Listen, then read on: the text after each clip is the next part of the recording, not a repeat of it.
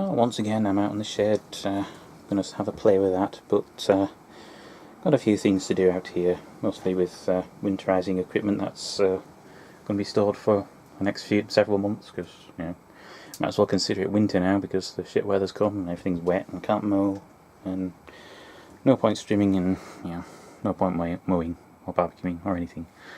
So, I'm going to grab my homemade Reckham tool there and empty the petrol out of the mower and dump it into there, and then once I've done that I'm going to sort out the leak back here, which is caused by, I think, the petcock having something wrong with it, but yeah, that's about it. Oh yeah, I've got something to play with out here as well. You'll have to excuse the wind, but it is a windy day. But yeah, I'm going to drain off the tank in, you know, a Reckham style.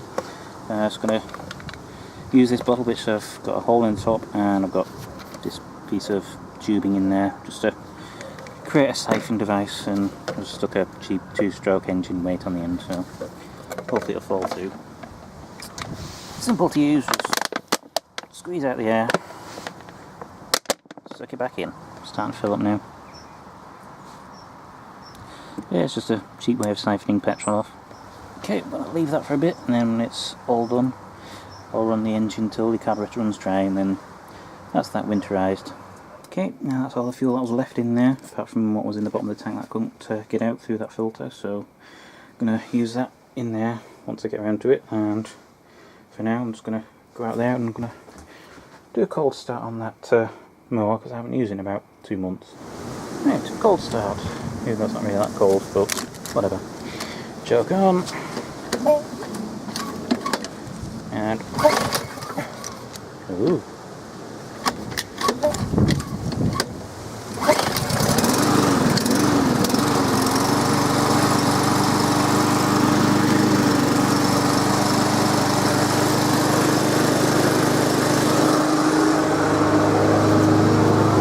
I'll leave that to run.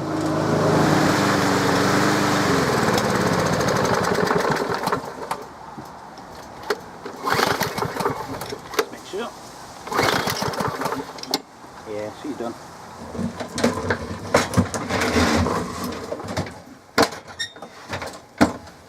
Right, now for the main event, the leak. Now, I've read on a couple of forums that it's a common issue with these petcocks on these, and a cost of around, what was it, $60, £60? I don't know, I can't remember specifically. The majority of the solution was just to take this little pipe down here and plug it up. That's it. So that's what I'm going to do. I've been hunting through me bits and pieces, and I found this, which looks kind of like a gas jet or something, which frankly I don't know what the heck it is. So yeah, so I'm going to ram that up there, screw it tight and put a zip tie on there. So, oh yeah, meet my new drill. A lovely Bosch thing, one of them, PSR 1080 Li.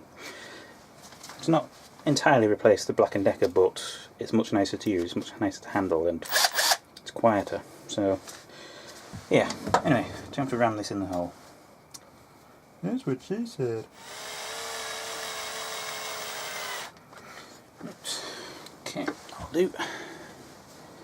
Ah, the British spirit. That'll do. Ring mains. That'll do. British Leyland. That'll do. British Telecom. That'll do. Right, so that's that sorted.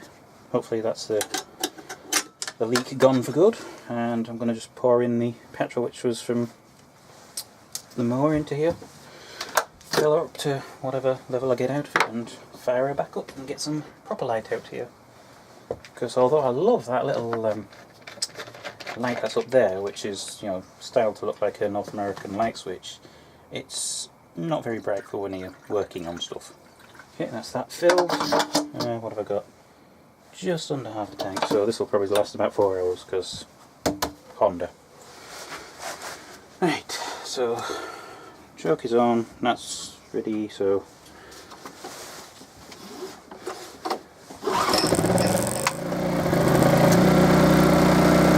last time every time. It just sounds so quiet. Oh.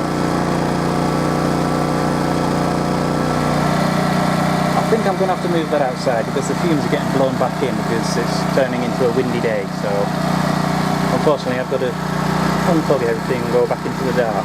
So that's back on.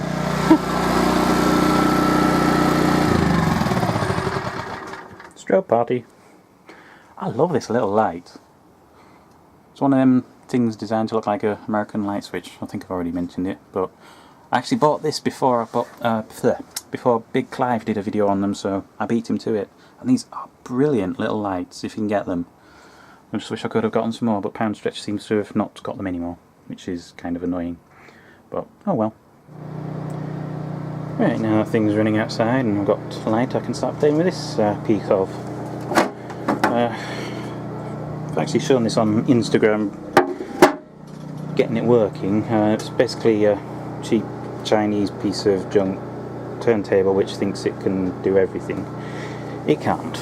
It's got a cheap ceramic cartridge, it's got a cheap belt-driven turntable, it's got a cheap Serial 88 CD writer, it's got a cheap MP3 encoder which encodes in 128 kilobits a second.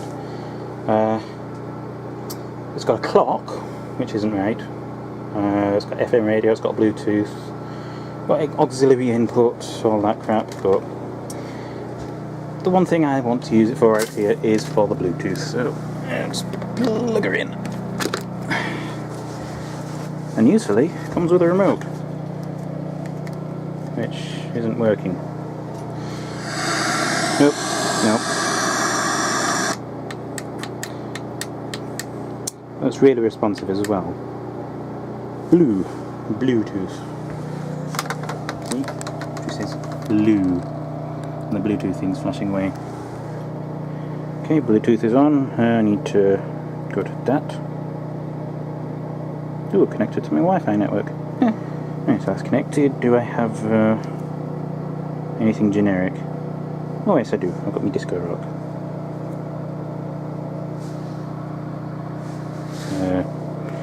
Open with music.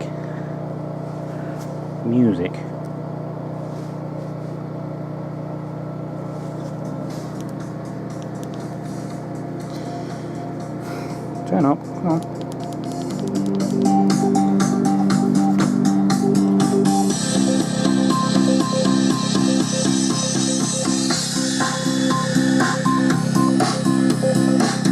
That's about as loud as it goes. Handmade by me, that piece of music, so no copyright strikes. But yeah, that's basically all I wanted it for. Just a music player for out here. I can connect it to my phone, play whatever I want. Of course, that touchscreen doesn't like being used, do they? I wish I could play some actual music, but unfortunately, due to YouTube copyright laws and all that, I can't. Well, yeah. That's that thing. I just figured out why this remote isn't working. It's not for the bloody Neostar thing. Excuse me a moment. That's the right remote. Oh, I can't do that. I hate YouTube and its copyright. Where's the volume? There it is. So, yeah.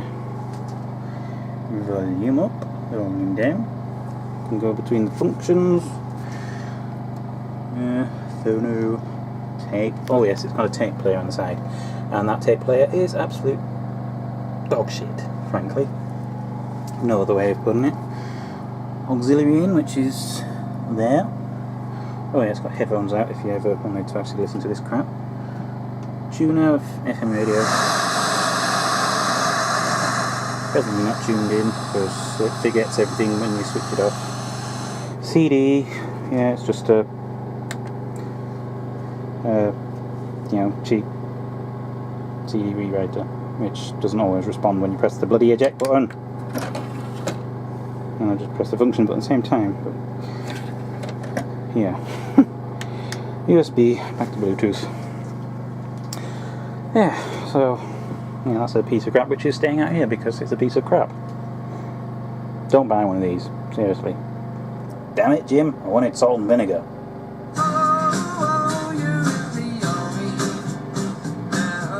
Right, another thing I'm going to do is get POSgen there warmed up, because I want to pull that oil out and see if it's full of metal flaky bits, because I want to see if that clackety noise that it makes is to do with it disintegrating or something else. Plus I don't like that oil, even though the EX650 is also running it. So yeah, just going to pour a bit of fuel in there, warm it up. Probably should have it closer to there, but whatever. Asphyxiation only happens once. Well, this will be fun to see if it rattles off the brakes. Right, let's see if this piece of crap starts going to play ball.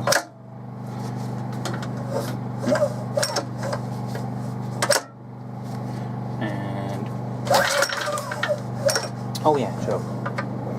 That would help. Try again.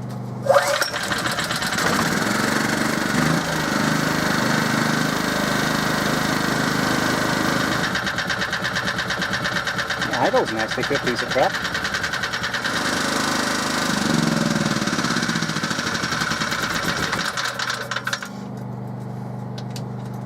Yeah.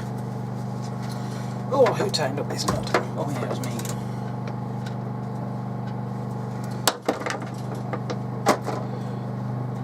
And let's see what kind of state this shit's in. Kind of looking a bit metallic. Nope. Fun thing about this is it doesn't actually come with a dipstick, it's just that. Really useful. Yeah, that oil's looking glittery.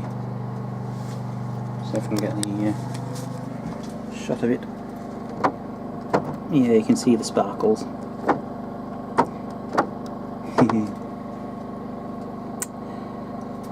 Now, did you see why I call it POSgen? Because this is definitely showing itself to be a piece of shit. Oh well, at least I've got a good generator outside. How about this sat in that blue tub? That's underneath the Neostar right now. And this is full of petrol. Look at that layer of water right there that's formed in it. Bloody hell. It's a good job I'm going to use it for cleaning rather than yeah. Bloody ethanol. So earlier this year I decided to buy myself a 5 litre jug of straight 30 oil. And this is what the seller sent. 1 litre. 1 litre. 1 litre. 1 litre. Guess what? 1 litre. So instead of sending me 1 5 litre jug, they sent me 5 1 litre jugs. I suppose on the plus side it means they remain fresh for longer, even though oil doesn't really get old, but it's kind of annoying that. I wanted a 5 litre jug. Bloody eBay sellers. Unfortunately I can't get my funnel in there, so I'm going to have to kind of wing this if I can get this bloody oil to open. There we go. So this will be fun. See if I can spill any. Yeah. Probably should put something underneath just to catch any drips. You know, I don't want to spoil this worktop and all. Yeah. There she is. Oh, you can see on the camera. Let's see what it sounds like afterwards. Probably is even worse. Right, got to turn the fuel back on because I turned it off for safety. Yeah. And probably need the choke on again because probably not that warm.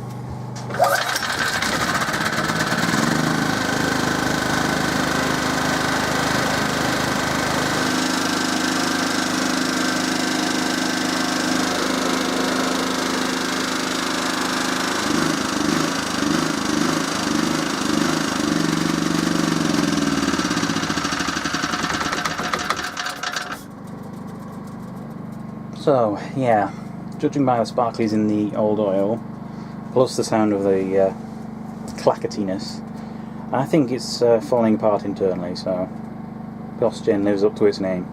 Piece of shit. But, oh well, it serves some purpose in that it's entertained me for a while. I've learned about generators, I've learned about carburetors, and I've learned not to buy Yamaha clone engines because Yamaha clone engines suck when it comes to finding parts. I'd rather have a genuine Honda engine or a Honda GX clone at least, because at least then you can find parts for them easily.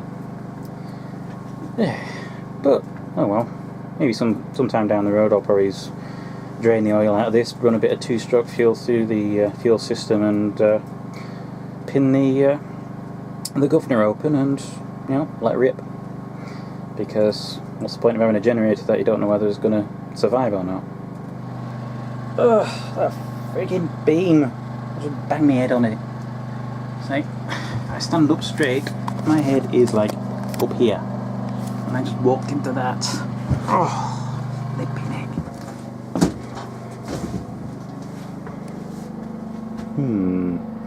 I'll pull the spark plug off and the starter off and see what all the noise is. But that doesn't sound good, does it? Something beeping there. And just for the hell of it, I'm going to pull this head off. Oh, that bit again. I want to do this in time-lapse mode so I can listen to music, so excuse me.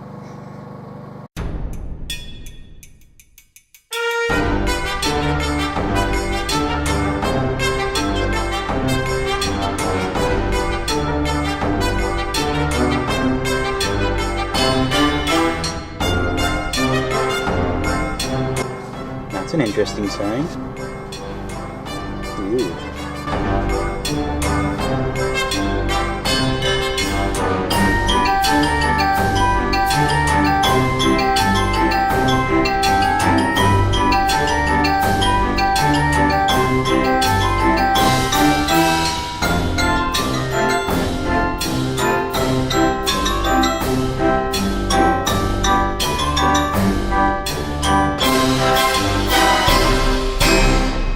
Okay, so I did take the head off eventually, but if you notice how there's no clackety noise, so I think it is either the push rods are bent, but having looked at them, they're pretty straight, and that's one, and that's t'other, and yeah, they're seeming pretty much good, and yeah, so it could be the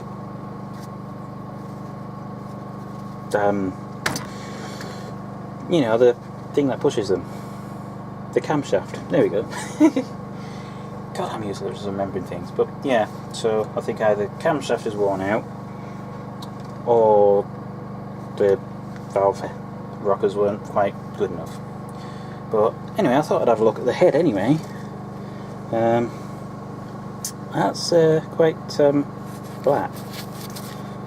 So yeah. In fact, looking at the deck one, looking at that one, it doesn't look like it's quite fully seated. So it just so happens I actually bought a one of them kits. You know, the oh God, I am so amazing to remember things. You know, a valve lapping kit. So I might just use this as an experimental test bed for playing with grinding valves. I'd look down the barrel and see what it was like, and there's a little glazing, but if I just get a bit of light on the situation, yeah, you can see there's something there as though it's been sat with something left in the cylinder for a while. Oh, and I can't hold the light and the camera at the same time. Darn it. Or I could just magnetically seat it on there. But yeah, overall that seems to be nice and quiet. There, so something to do with the valves. Okay, so I've extracted the valves, and I mean, you can see the exhaust one's looking a bit mucky, but that's going to happen. The valve seat actually does look quite good. I mean, ignore the wet spot there because that's from my fingers. But overall it's nice and shiny and good. The intake valve, it's quite wet on the wrong side. Can't think why. probably from my putting paraffin through it, but again, it looks like it's seated quite well. There's a few spots, but you see that? It's like a little spot like right there. Overall, I don't think that's a problem, but the valves are a bit gritty, so I think I might just have a quick wire brushing of them, and I'll give them a quick tickle with me fine grinding paste, because I've got this stuff which, well, I've never heard of before.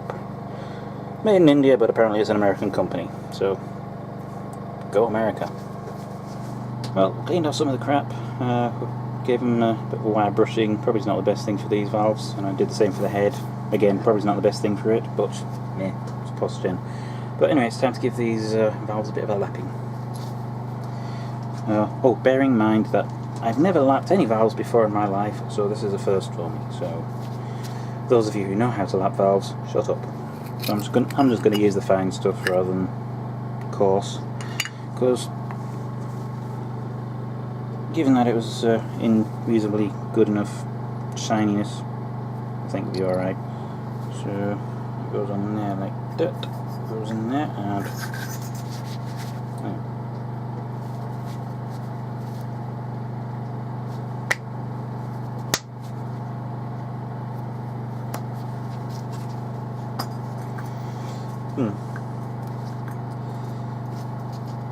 it's not sticking. Like I say, it's my first time. Come to think of it, it's out the right valve. No, it's not. That's why it's not working. This is the bloody valve I should be using. Yes, spanner.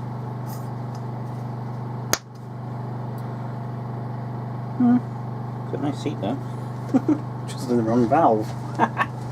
Told you it was my first time. Try it in the other hole. The correct hole. That's what she said. Try again.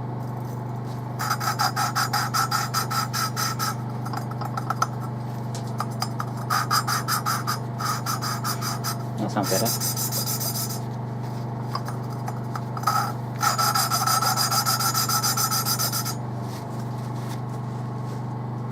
Well, it's got two shiny seats. Whether they're any good, I don't know. But yeah, nice. Probably oil it as well.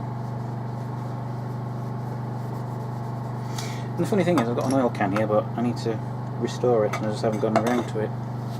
One of the many things I haven't gone around to. Right, time for the exhaust valve. I'm going to just do it this way.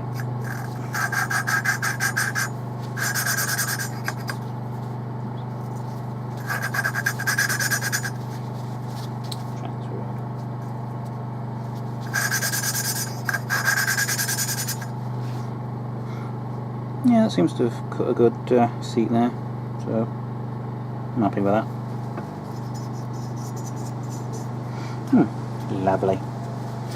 Right, I'm going to flip these over, put the springs back on, put the retainers back on, and well, go from there. Shall I film making a fool of myself putting these valve springs back on?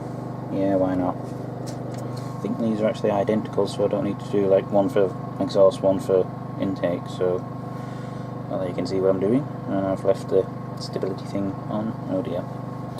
Oh well, deal with it. And push that down. Figure out where I left the bloody retainers. And get down.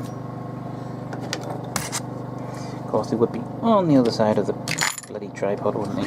Something like this stereo just switched off out of boredom. Don't blame me.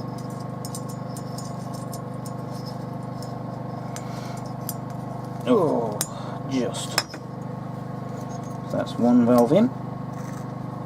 If in case you're wondering how I'm doing it, I've got this Mountain Dew cap and I'm just pushing down onto the valve so that the valve stays in place, but the spring can go down just with the retainer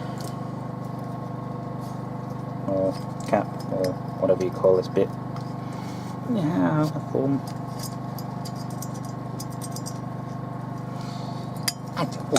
Pinch me thumb. Right, so valves are in. Lovely. Now to put the rockers back on. Actually, no, I'm not going to put the rockers back on just yet because I want to put the head back on. So, right, let me get on and do that. And again, I'm going to time lapse this bit so I can, you know, listen to music, because music's more interesting.